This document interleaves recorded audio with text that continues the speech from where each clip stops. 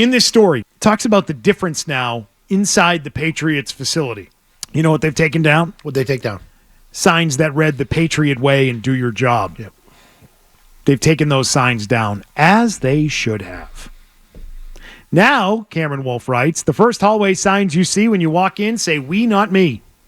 Hard work works. And process, progress, payoff. The latter is also the theme that Mayo has set for his first season as head coach. Another wall reads, when we win together. Yeah. That hard work works. That's a Bill thing. We did a season ticket thing last night. Mayo brought that up.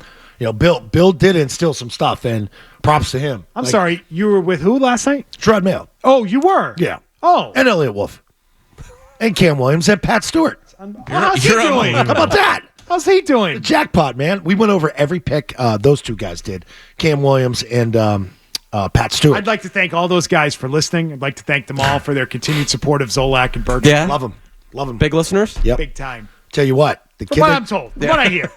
From what I hear. The wide bases, like I go back to last year when we learned about. By the way, congratulations on a killer draft, you guys. A+. Great Good draft. job getting Drake May. Good job getting all offensive players except the one defensive player that they picked at the end.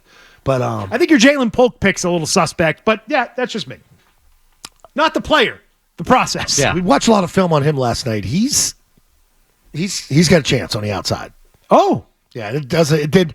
No, everything that you look at the breakdown, doesn't separate, high jump ball guy, reminds you of the N'Keal Harry wrap-up type stuff post-draft. Then you watch him on film, he doesn't look like N'Keal Harry on film. So should I even continue reading the story, or did you get all these details from Jerod Mayo last night? No, keep reading. Because everybody thinks it's post-Bill, but what Mayo did say is we're moving forward.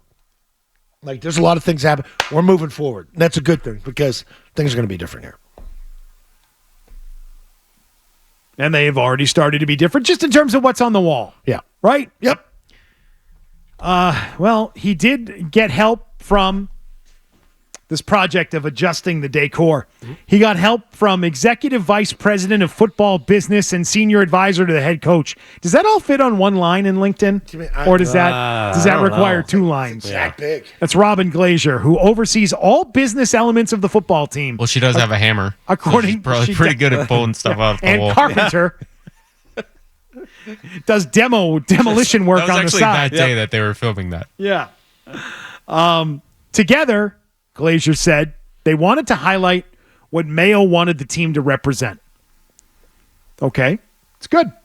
One day, Mayo decided the back wall needed art, something unique and personal. So they went to Home Goods and got the sign that says "Gather." I like that. They got a sign that said home, but the O was replaced with a Pats logo. Life is what happens between coffee and wine. Live, laugh, love. It's 5 o'clock Yes, somewhere. that's the big one. 5 o'clock somewhere. Right in the middle of the locker room there. Live, laugh, love. Yep. Is the one. I'd dress it up like Margaritaville if I were with the surfboard back there. It's a big flip-flop. All right, so we kid, but what they ended up having is a Robin Glazier, again, who the story points out is the highest-ranking woman ever in the Patriots organization. They have an artist come in, Rob Pro-Black Gibbs, a black Boston native who is a visual artist and organizer, and they commissioned him to do a wall mural. The result is a grand, colorful piece that prominently features a young black kid in a football uniform looking at Mayo and other Patriots legends in uniform, envisioning that he could be like them one day. Mayo points out diversity matters on our staff, black and white, young and old, former players and non-players. Players' mental health matters. Relationships with players matter. And this is the part that I did really find is a real significant change with the Patriots going forward. He says, Jerod Mayo, you've got to show these guys that you care about them. It's different than it was back in the day when you expect them to just do what you say. You got to show them that you care about them as a man, as a father, before you even start talking X's and O's. Once you build that relationship with players, then you can be tough on them, but not before. I coach out of love, and my staff will too. This is exactly what he said at his introductory press conference. Talked about this with us, too. We got him on the phone there.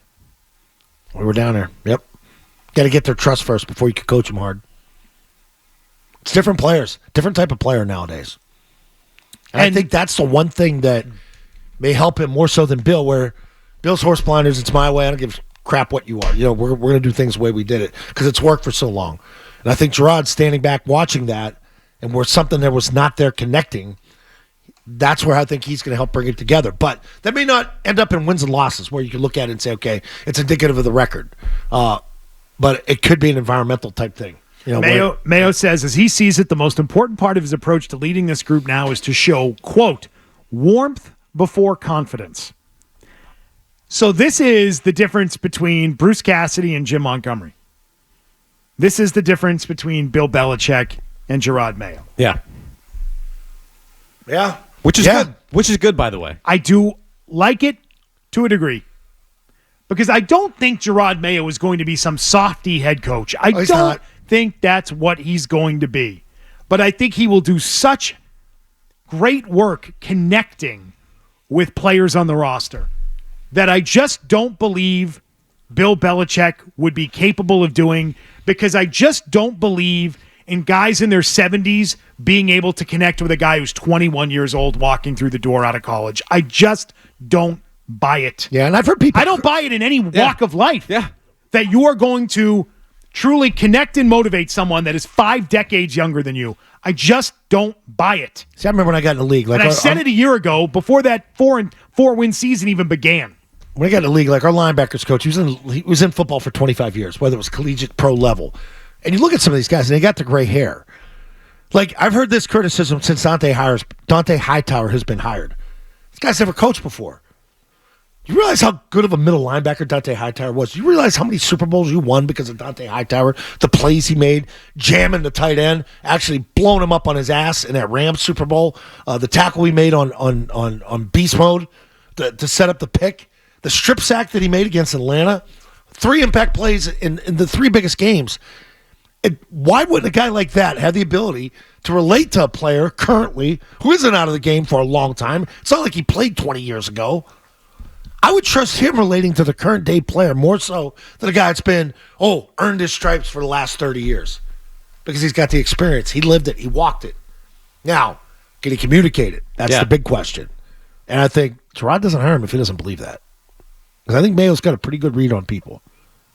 And like I said, it's got to now get the foundation going, have some patience, and then transmit the wins. And then you build it.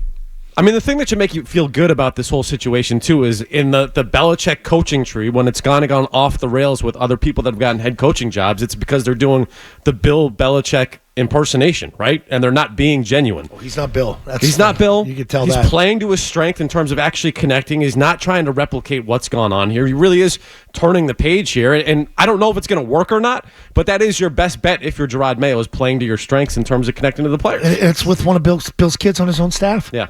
Hey, if you like that clip, check out more videos from Zolak and Bertrand right here. For more Patriots analysis and opinion, hit this playlist. And for all the latest from the Sports Hub, download the app at 985thesportshub.com.